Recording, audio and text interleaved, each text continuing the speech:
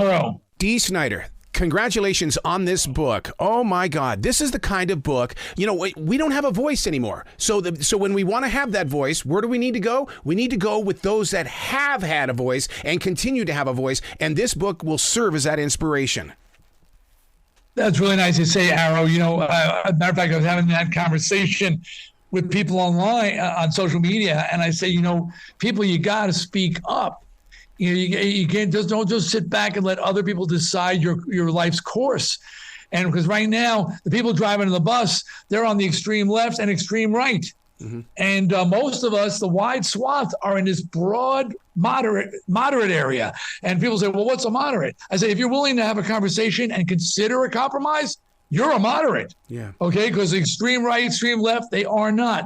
So the guy said, but D, we all don't have that voice. We all don't have that platform.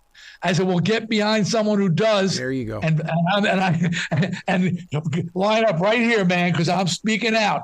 And if you're with me, show me the support, So thank you for recognizing, trying to speak up for those who can't. Well, they can do it. They're doing it at home. Let me just put my microphone inside your house so we can get your word out there, because you're saying it, you're thinking it, but then when it comes time to showcasing it, I think people sit back going, well, is this worth losing a family member or a friend over this?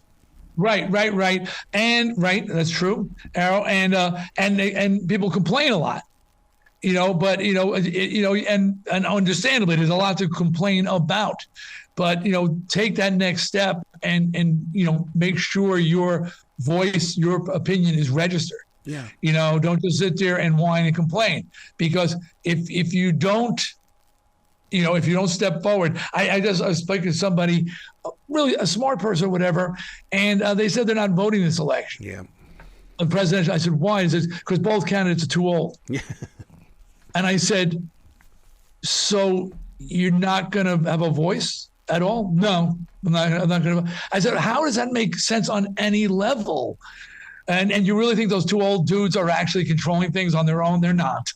They're the mouthpiece, but neither of them are just doing it all on their own. Right. So anyway, the point is, though, you can't just sit there in your house and hope things are going to get better. You got to do something about it.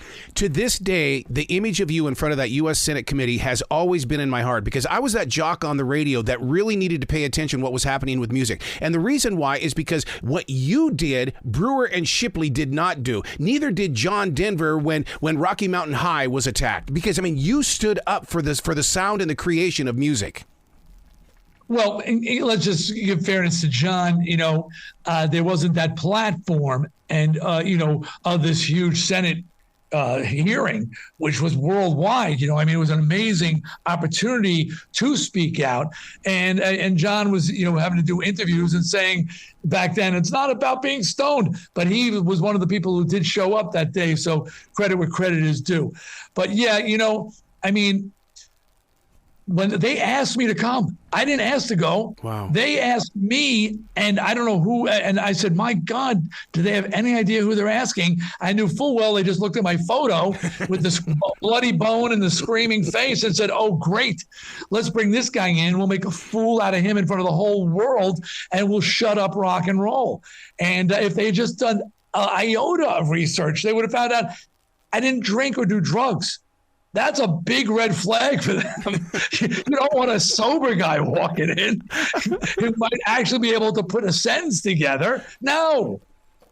Speaking of photographs, that front cover, I hope to God you're going to be marketing that baby as a poster. You know what? That's pretty legendary. That was so. At the time we were getting ready, Stay Hungry was set to break, to be the big album. And in anticipation, a tour was set up, or it was going to be 13 months. So we did a photo session that was started at 9 a.m. and at 11 a.m., day one, and finished 9 a.m. So 22 hours.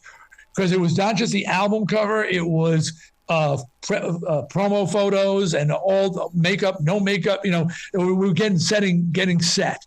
And that album cover photo was the last session we did. And that picture on the cover was the last photo taken at 8:59, the last frame of the last roll of film, back when they roll of films. We were walking, going to take our costumes off, and the photographer said, D, I got one more roll of film. Let me get some solo shots of you. And I said, all right. And nobody wanted to touch the bone because it reeked like rotted meat. And I said, oh, screw it. I just grabbed the bone and started posing. And the last shot he took wound up being the album cover. Crazy. Do you think that with this book being a graphic novel, first of all, this is going to be introduced to a lot of new people that haven't heard of you, but now will know of you. And I just love the fact that you speak this language of the graphic novel. You know, there are people, this is the world we live in, and it's not a criticism. There are people who read books. Yep. There are people you'll say, I only do books on tape. You hear that now, right? Yep. I only listen to books on tape. So if you don't do a book on tape, your books, there's no chance of getting to them. And there are people who like the graphic novel, the comic, the adult comic as a medium for information.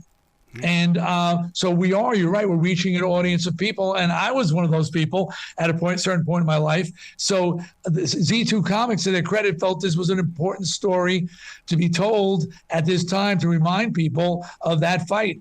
And they interestingly really wanted to know how I became that voice. So they go all the way back to my childhood and follow my life's path that led me to be that guy who walked into that room at that moment of time. You know what you're not coming across as, 10, 20 years ago, people have said, oh, Dee Snider, he's got grumpy old man syndrome. No, you have been solid with your voice since day one. And it's because you have passion and compassion for real people.